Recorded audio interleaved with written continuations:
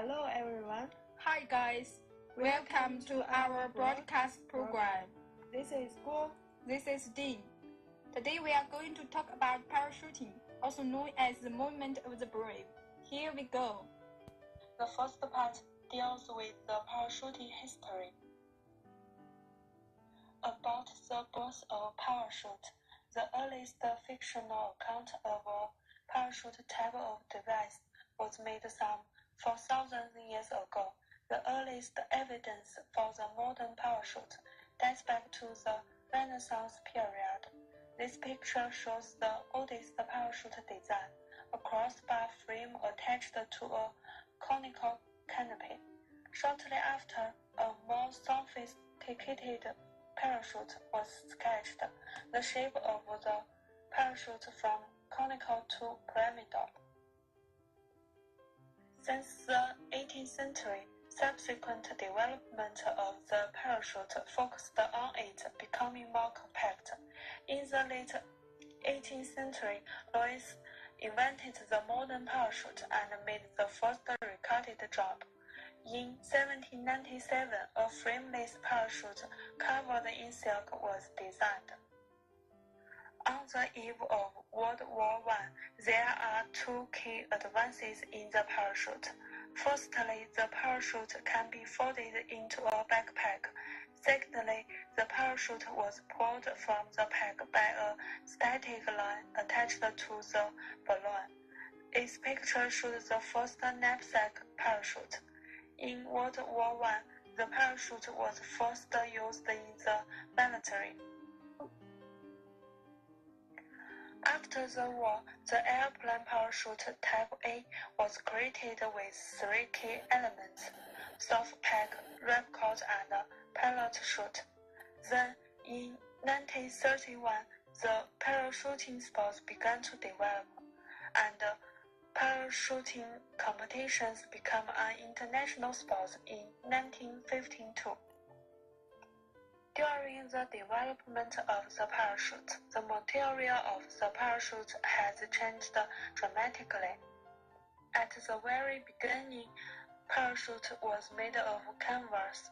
Then canvas was replaced by silk, as silk happened to be lighter, stronger, thinner, as well as field-resistant and easy to fold and pack. Later, nylon replaced silk during the World War II when supply of silk diminished. Nylon has since become a popular choice as it has excellent wind resistance, good elasticity, mildew resistance, and is comparatively cheaper. The material is also lightweight and dries quickly. It is resistant to abrasion and chemicals.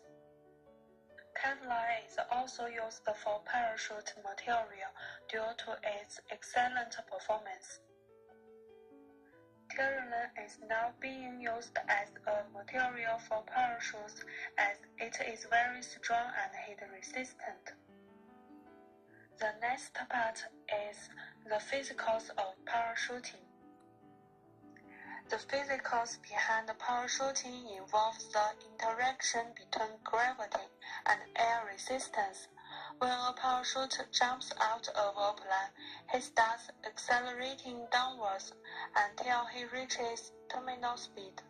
This is the speed at which the drag from air resistance exactly balances the force of gravity, pulling him down. Solving for terminal speed, we have this formula. The smaller the cross-sectional area A, the higher the terminal speed. So if a parachute wants to catch up to his fellow parachuter, he can do that by decreasing his A value. One way to do that is to reorient your body so that your head is facing down. During freefall, a parachute can perform a variety of acrobatic maneuvers such as spinning, moving forward, moving backward, just by changing the shape of his body to catch the wind a certain way. By doing this, he is essentially changing the direction of the drag force acting on his body. The final drag force the parachute must experience is from releasing his parachute, which slows his descent enough for him to land safely. Okay guys, here comes Dean. Let me uncover the mystery of parachuting equipment. A parachute rig used today has 6 basic parts. They are main canopy, pilot chute, reserve, container, lines, and automatic activation device. Main canopy is the parachute itself. Pilot chute, a small parachute that the parachutist uses to pull out and open the main canopy. The parachutist throws out the pilot. It catches the wind and pulls on 2 to 3 meter long pieces of the bridle. The bridle pulls the main canopy out of the container so that it can inflate. Reserve, a second parachute. It's available in case the main canopy fails for some reason. If the main canopy fails, the parachutist can cut it away and deploy the reserve. Container. It's a backpack that holds the main chute and the reserve chute. The container also includes 6 shoulder and leg straps that keep the container firmly attached to the parachutist. Lines. It runs from the parachute to the container through a pair of 6 straps called the risers. Automatic activation device. If something goes wrong, for example, the parachutist passes out or gets distracted, the AAD will automatically release the reserve parachute at about 750 feet. Last but not least, I want to introduce the materials used for it nowadays. Modern canopies are made from either low porosity or zero porosity nylon. The low porosity material is also called F111, which is actually the brand name for a type of nylon fabric. The main problem with low porosity fabric is that it becomes more porous as it's used, meaning more air can pass through the material. After 300 to 500 jumps, an F111 type canopy will not flare as well as when it was new, and performance in other areas will also decrease. This change will be less noticeable on large canopies, but may be dramatic on smaller ones, so that is no longer manufactured now. Zero porosity fabric has a coating, usually silicone-based, which prevents the porosity from increasing. Canopies made from some types of zero porosity may last well over 2,000 jumps. Because it doesn't let any air through, zero porosity fabric allows canopy designers to build more efficient wings capable of better performance. Zero porosity canopies have higher pack volumes than F111 ones and can be more difficult to pack. Patience and a good technique may be required just to get a zero porosity canopy in the deployment bag, especially when it's new. The lines are made of Decron. It's the trademark for dual-point manufactured continuous filament yarn called a condensation polymer. Decron is made from a combination of ethylene glycol and terephthalic acid. The combination results in a fiber with high tensile strength, high resistance to abrasion, high resistance to stretching out in both wet and dry environments, and good resistance to chemical degradation. Container assembly is the safety system of the parachutist. It controls the deployment and opening of parachutes. The harness ensures the link of the parachutist with canopy.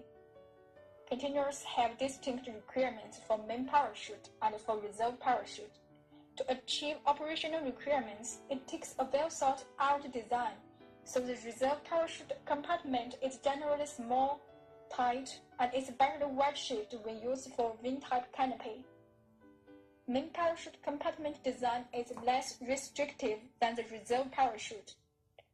Currently, the compartment sizes are made in accordance with the volume in folded state of the canopy. The fabrics used in the manufacture of container are Cordura Type 3, 1000 denier coated, one side with polyurethane film, with high durability and resistance to abrasion, tears, and scuffing. Harness standard configuration is equipped so as to ensure the torso, head, arms, and legs with straps, adding later survival kits or pillows. In the past, the parachute systems had detachable harness from the container, allowing the interchangeability of different models. With the development of sport parachuting, harness began to be integrated into the container. Harness webbing must be woven with the shuttle because both sides look the same. This type of weaving creates a connection lock. Metallic accessories will be made of carbon steel, special steel, and corrosion-resistant metals. The above is our program. I hope you guys could get some understanding of parachuting. Thanks for your listening. Bye for now.